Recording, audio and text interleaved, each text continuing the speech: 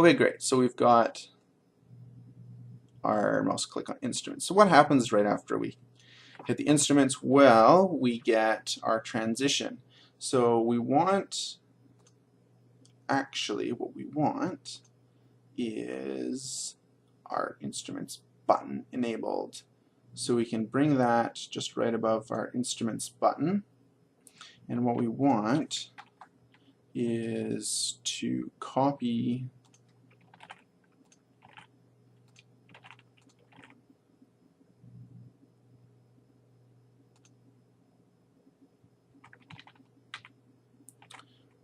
that wasn't right. Sorry. Okay. Let's try that one more time. I'm mixing up my copy and paste. So there we go. Okay, so now these are perfectly over top of each other. And what we can do is we can take this one and trim it, the start of it, right to, I think, at the very end of this. So Alt, open bracket. So now what happens is we have click down, and then when it comes back up, then it turns into the enabled version of our button. And because it's over top, we don't need to worry about this one, although what we could do if we wanted to, oops, sorry, wrong one, click on this one and trim it back. Okay, so that's one thing. We've got clicked and buttons enabled, and then what we want pretty soon, if not immediately, is the start frame to be discontinued, and we want our TIFF sequence to start, our transition. So I'm just going to zoom out here so I make sure that I get it in the right spot. That'll snap. And now because this isn't an image, because this is a video, you'll notice that it doesn't fill up the entire timeline. Where is it? It's at the start of our timeline. So we actually need to click and drag and bring that exactly where we want it, which is right click.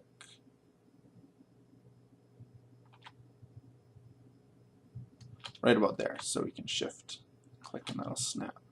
So let's see if we've got that right.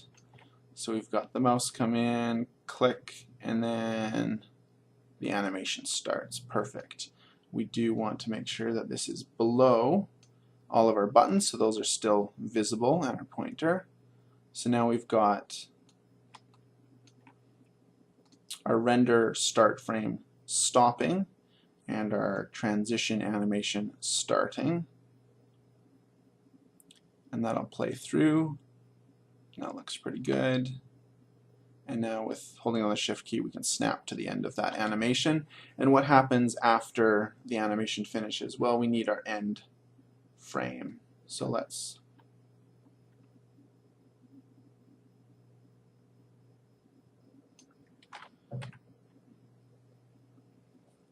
bring that in. Let's bring it back down to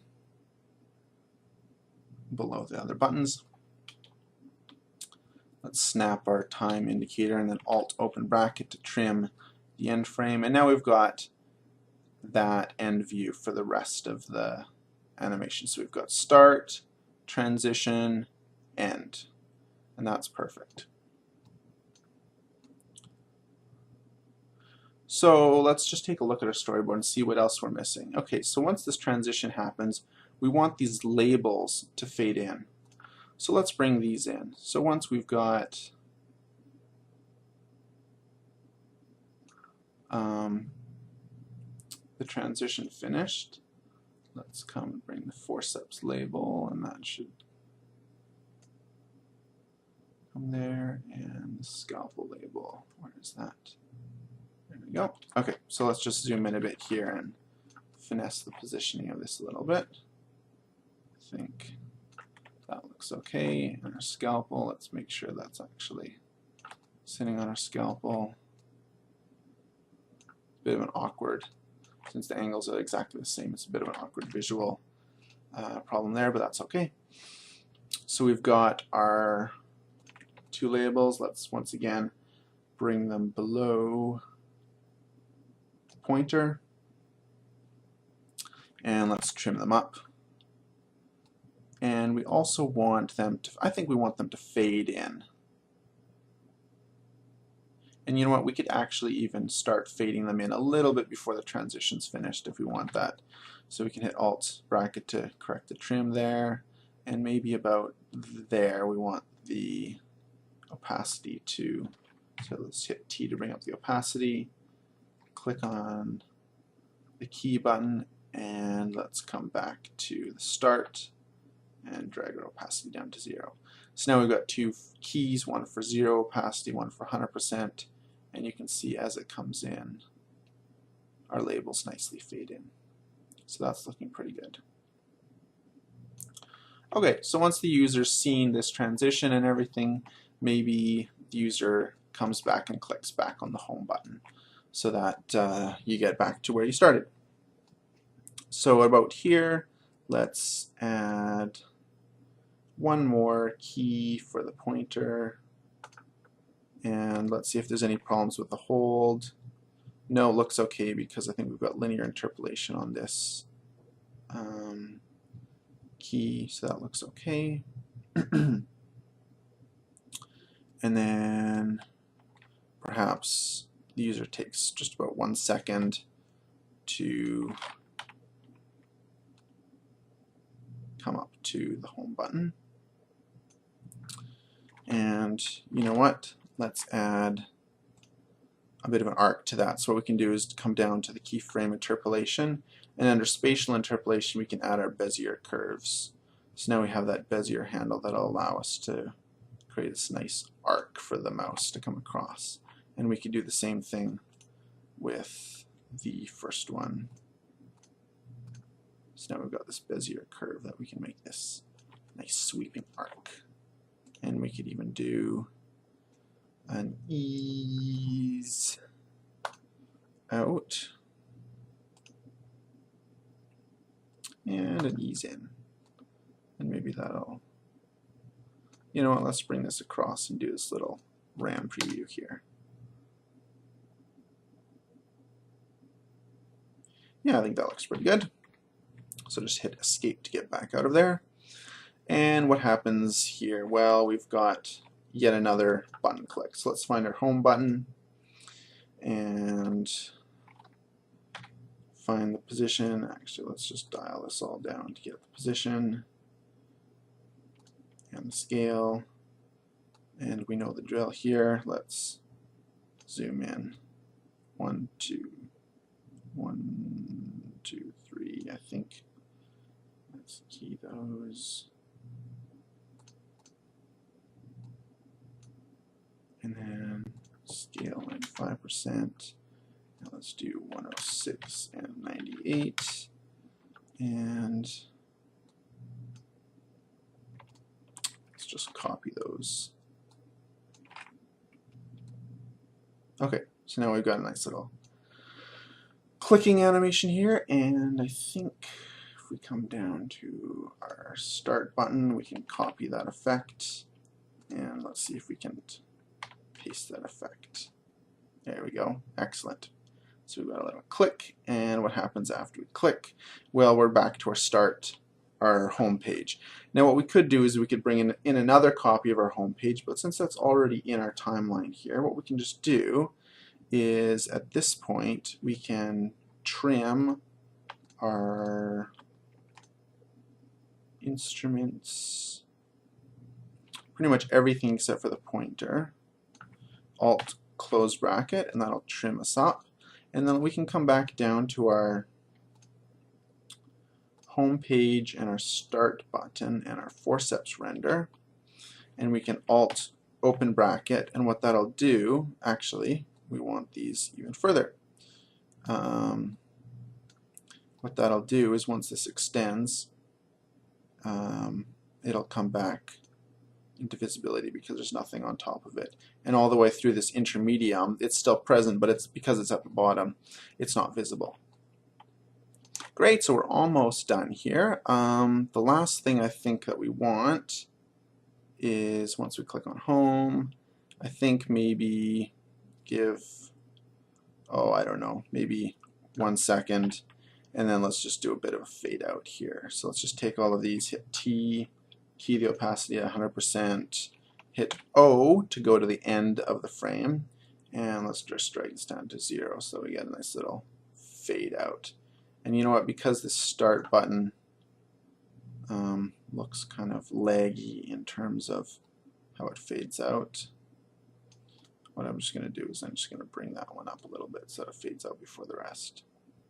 And I think that looks a little better. Okay, so we've got all of that. You know what, let's just extend our work area to the full length of our animation, and let's just see what kind of RAM preview we get out of that. So it's going to render out first, and then once that's done, it'll go in real time. Okay, so we've got our mouse come in, click, and then we've got our instruments view, we've got instrument transition, our labels come in, the mouse comes up, clicks on the home button, and we fade out. Excellent. Okay, I think there's just maybe 1 or 2 final things to do. I think what we want to do is add a bit of sound. Now, it's not absolutely imperative that we have sound, but I think it adds a nice little visual cue. So what we can do is find where the first mouse click happens. Did I say visual cue? I meant auditory cue. Okay. So at that point, click, that's where we want our click. So let's close that and let's bring in our auditory. Okay, so we've got this little thing, and one thing you'll notice is that if I just hit play, you can't hear anything. That's because the auditory only really works for the RAM preview. So let's just take this work area and close it, or compress it down a little bit, and there, so you can hear the clicks happening. So let's just open this up and take a look at the waveform, because what we actually have is 2 clicks, and I think we could have a click sound, but I think we only really need the first one. So I'm just going to trim this up a bit so we just have the first little click. And of course what we want to do is drag this over to where we actually have our click.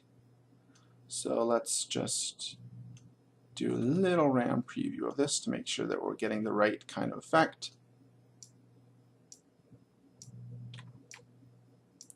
I think that works nicely. So what we can do is copy this layer, and where's our second click? That's when the instrument. So just right there.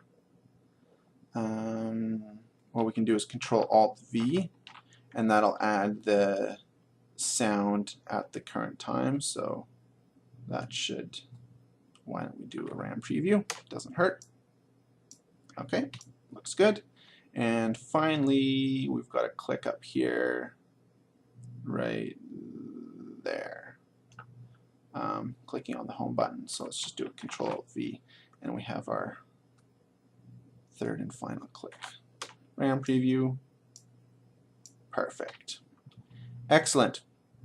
Okay, so I think that just about does it for everything in our animation. So the only thing that remains is to render out from 0 to just shy of 12 seconds here. And we can even trim up our pointer because it doesn't need to be any longer than anything else that's in our. And you know what? We forgot to fade out our pointer.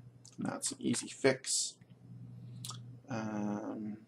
Let's just do, where do we start fading out? There, key our opacity, go to the end, and drop our opacity down. So now we've got our pointer fading out with the rest of it. Great. So let's just render this out. Now we've got our instrument viewer 01 composition, so we can select that one and go File, Export. I don't know if you can see it, but Export, Add to Render Queue. So we've got our render queue over here, and we're just going to add a few options. For the output module, instead of lossless, which is going to be a massive file, we can do something like H.264, which is an MPEG-4 format, I think. We do want audio output, so we make sure that that's enabled. Video output RGB, that's all looks fine. And so we hit OK, and we want output to instrument viewer 1 emp.mp4, that's fine. And all that remains is to click the render button. And it'll go through and render our work area. And we get the beautiful sound, which signifies that everything worked correctly.